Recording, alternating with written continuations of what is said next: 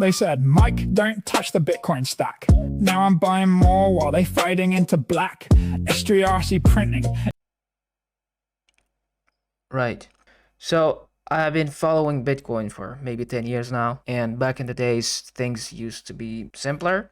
You usually waited about a year for Bitcoin to go down, and then another year for it to go slightly up, and then you bought altcoins, and then you waited another year and you sold your altcoins and you made a lot of money. Nowadays, things are not that straightforward anymore. Dog coins are dead, NFTs are dead, altcoins are dead, and we're left with Bitcoin and Michael Saylor. Yeah. So as of now, Saylor holds about 900,000 Bitcoins. And at this rate, Strategy is probably going to hold about 1 million by the end of the year. That's like what percentage? So that's about 5% of the total supply. And we're not even going to account for the fact that not all coins are mined and a bunch of them are lost and stuff like that. Now, what that means is if Strategy falls, it will obviously affect Bitcoin. Now, this is not financial advice, this is just my opinion, and you should not listen to me. But my educated guess is that at some point, Saylor is going to run out of creative ideas to take money from one side and pay the other side. And when that happens, I don't know when. Maybe in a few years, maybe 10 years, maybe it won't even happen, I don't know. But I kind of think it will happen eventually. Anyway, my point is I don't have much faith in Strategy and in Saylor, and I don't think Strategy is gonna be a thing 10 years from now. Okay, and so what? Well, Bitcoin is currently sitting at 81,000, and Strategy down from about 450 to 187. It went all the way down to about 100.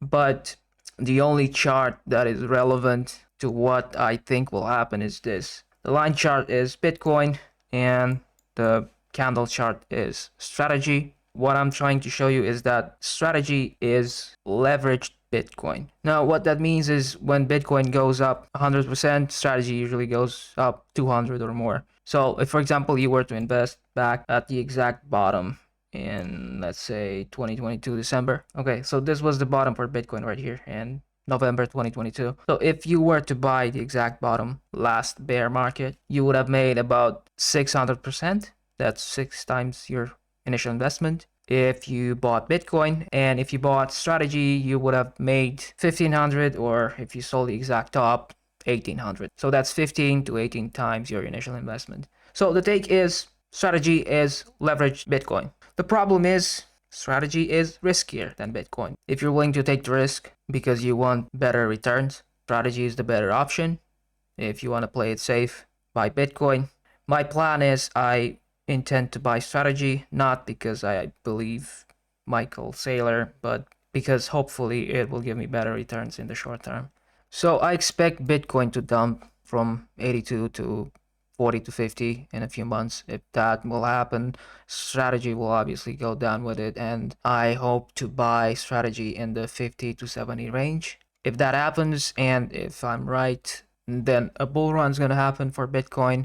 Hopefully you could expect Strategy to peak in the 500 to 700, so that would mean about a 10x return. So yeah, that's my plan. I want to buy Strategy, again, not because I believe anything Saylor says, but because I think it will have higher returns in the short term. So yeah, that's my take.